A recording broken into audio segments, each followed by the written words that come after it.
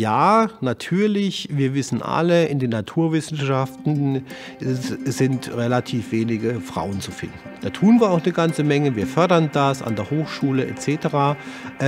Aber wir müssen auch bei uns mal gucken. Ja? Also wenn ich mir überlege, dass wir 30% Frauen haben, ja, und dann ins Top-Management gucke, da wird es dann schon dünn oder gar nicht vorhanden. Ja, dann muss man sich auch mal die unbequemen Fragen stellen, warum ist das so und was können wir dagegen tun? Wenn man wirklich was ändern will, dann muss man die Roadblocks aus dem Weg schaffen. Und dann gibt es vielleicht den einen oder anderen, der sagt, naja, aber eine Führungskraft in Teilzeit, oh, ist schwierig. Ausschalten, neue Software drauf, anschalten, das funktioniert ja nicht. Wird sich keiner eingestehen öffentlich, ja, ist auch klar.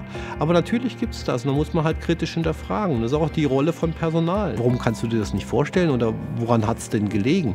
Ganz ehrlich, das geht uns ja allen so. Ja? Irgendwann nimmt man, wenn beide irgendwie gleich gut scheinen, nimmt man den Sympathischeren. Und wer ist der Sympathischere?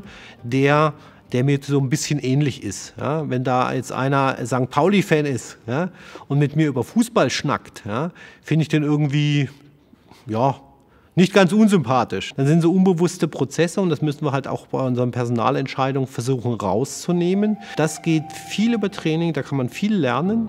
Ja, man kann sich auch seiner eigenen Unzulänglichkeiten bewusst sein und die dann bewusst ausknipsen.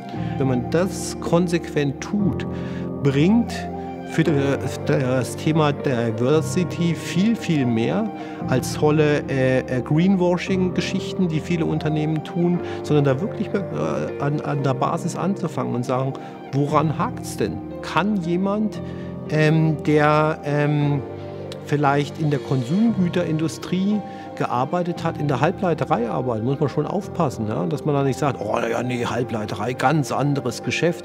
Ja, aber vielleicht bringt der mal einen Blickwinkel rein, den wir hier nicht haben, den wir hier gar nicht sehen.